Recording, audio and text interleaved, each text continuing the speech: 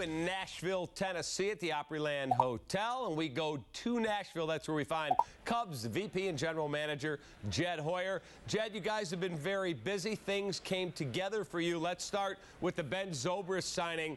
You know, you look at MLB trade rumors or wherever and never mention the Cubs, Giants, Dodgers, Nationals, Mets, and all of a sudden, he's a Cub. How did that come together?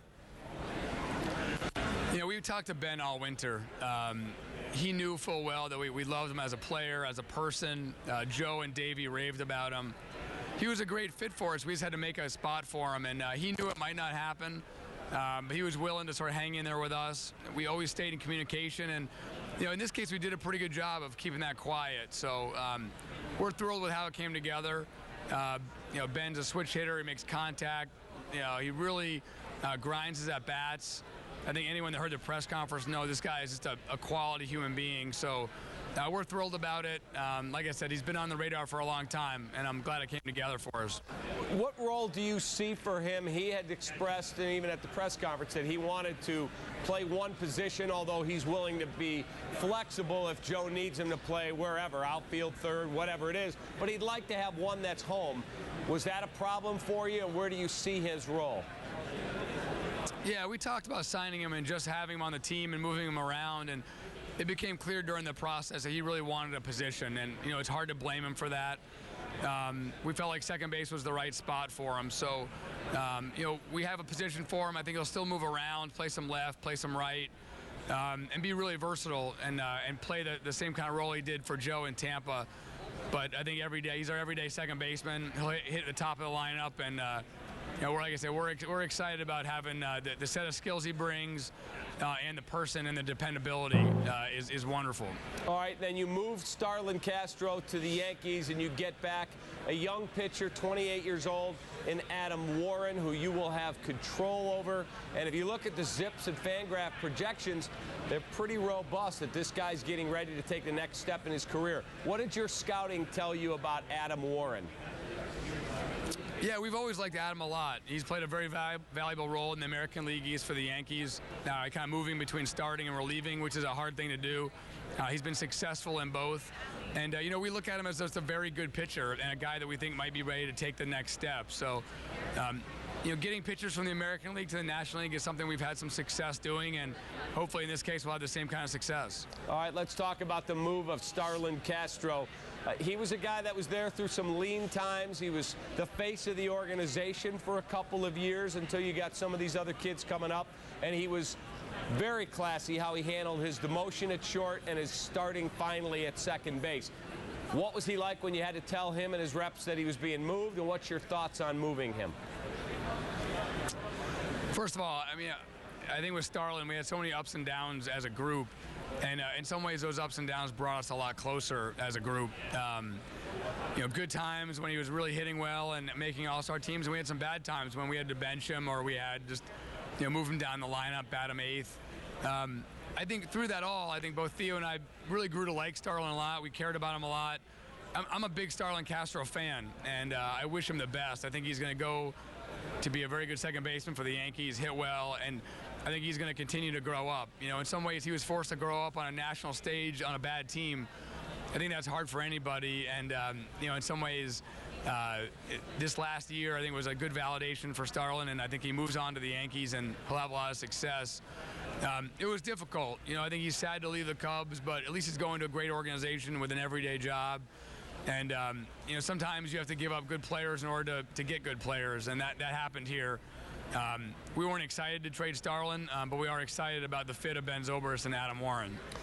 Let's talk about the future. You guys still feel like you have other moves to make? Do those probably happen in Nashville, or no, I would say probably a couple weeks down the road we might have more happening?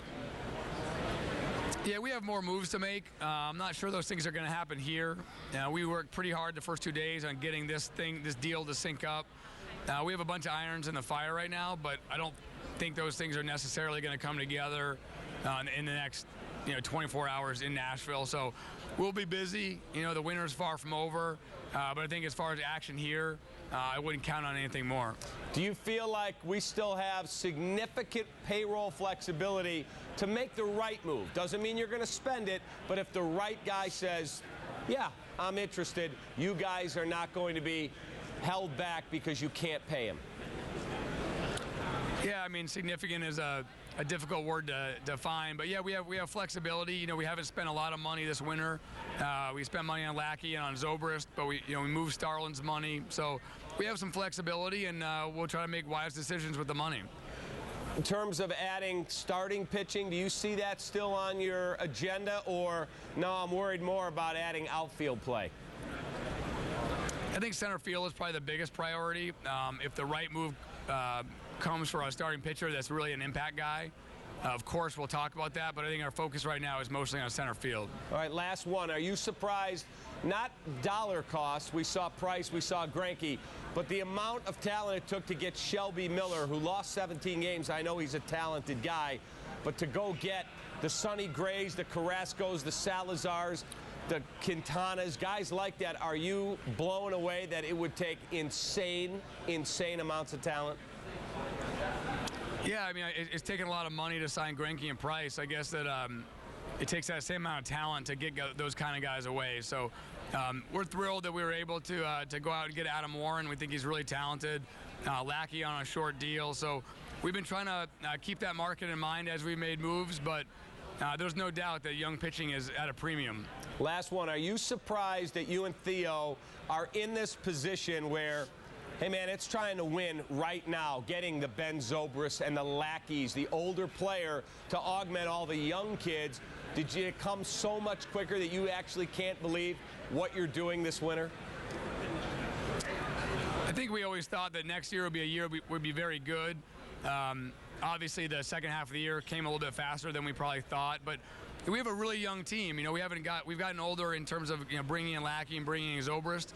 But really, we still have our entire young core. So we're a very young team, but we have brought in some guys that can mentor us and some guys that bring some real, World Series type leadership.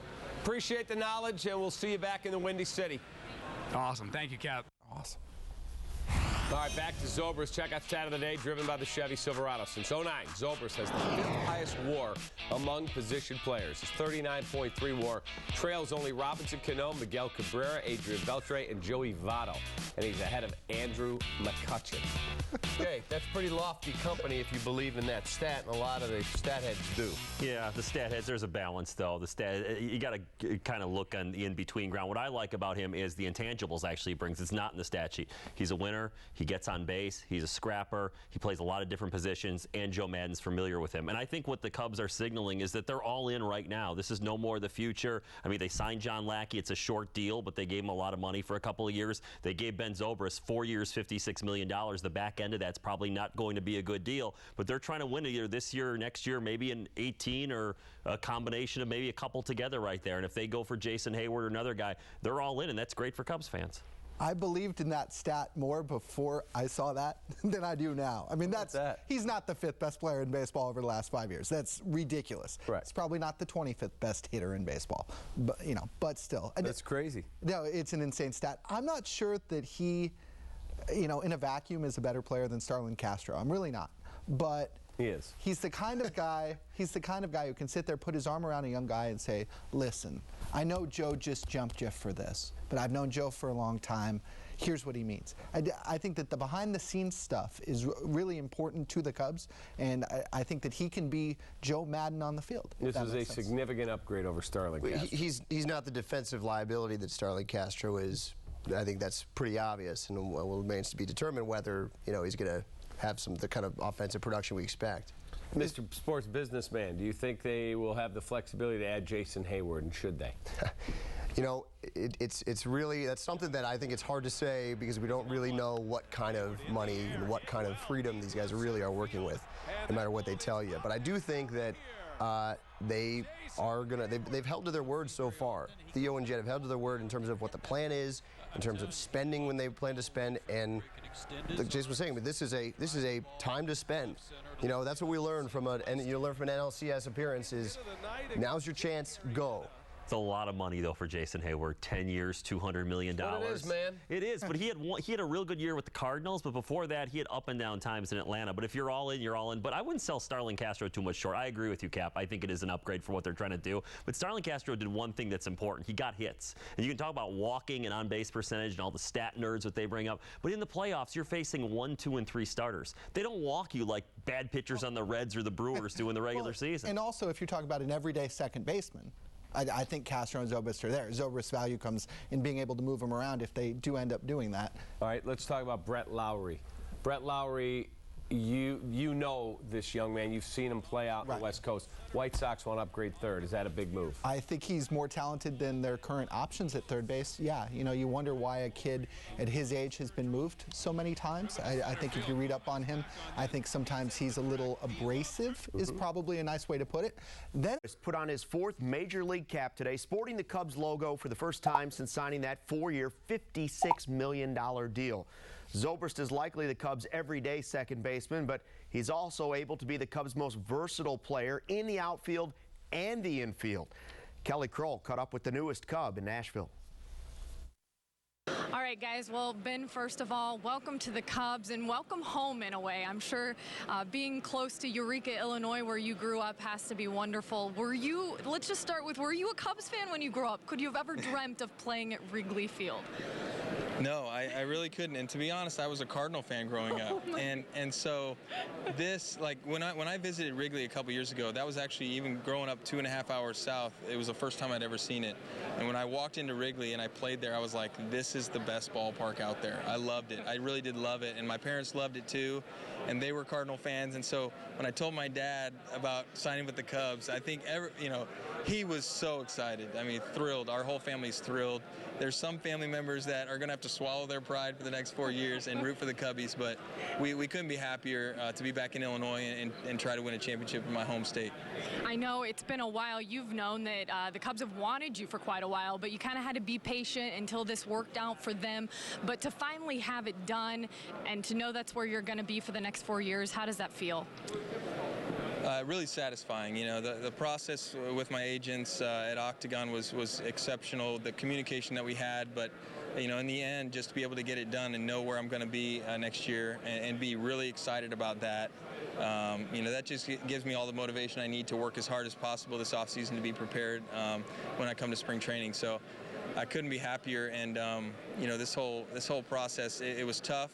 It's really tough to make a decision. I had some other good teams they're very good teams, and they made great offers. But in the end, I think our heart just wanted to be close to home. Well, I know Joe Maddon has made it no secret how highly he thinks of you. Is the feeling mutual when you think of your days with Joe Maddon and what it'll be like to play for him again? Absolutely. I mean, Joe has always been one of my biggest supporters as a player. And he took me as a young player and plugged me in there and taught me how to be a utility player. And just having you know, kind of growing up as a major league player with Joe Maddon just made that added incentive for me coming back to Chicago to play for him, to try and win a championship with him. Is going to be another thing that just kind of kicks it into gear for me and makes it an exciting experience. I hope that hat feels pretty good on you, and I know the fans at Wrigley are certainly going to be anxious to see you in March. So thanks for joining us. Thanks for having me. I appreciate it. Guys, Ben Zobrist.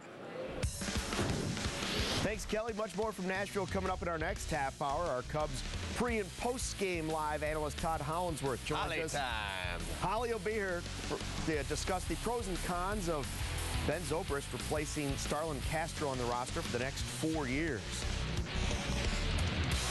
Meanwhile, Patrick Kane. One of these two teams, the Mets and the Cubs, one has gone forward, and the other appears to have stayed relatively stagnant, no? That was for you, Jim. Did you hear that? I mean, the Cubs have definitely moved forward, and the Mets haven't. Well, I definitely think the Cubs have gotten a lot better because Ben Zobrist makes second base much better for them. Defensively, you've got a guy that gets on base 35% of the time. They needed a leadoff hitter. Now you've got a player for Joe Maddon where he can put him in right field or left field where he has 2 below-average defenders, and the Cubs are way better in the rotation with John Lackey. I thought Theo Epstein, I told Theo this today at the press conference, I thought his Lackey signing was one of the best of this entire offseason in terms of value. A 2-year deal for Lackey, I thought that was phenomenal, and I'm telling you, the Rex Brothers signing, I think will be an under-the-radar move that pays big dividends. Get him out of Coors Field, get him with Joe Maddon. I think he'll pitch well. So I agree. I think the Cubs got way better, and the Mets are kind of treading water. Right. These are the 2 LCS teams. Let's bring Keith back in here. Keith, try to explain to Mets fans, anyway, what they're doing.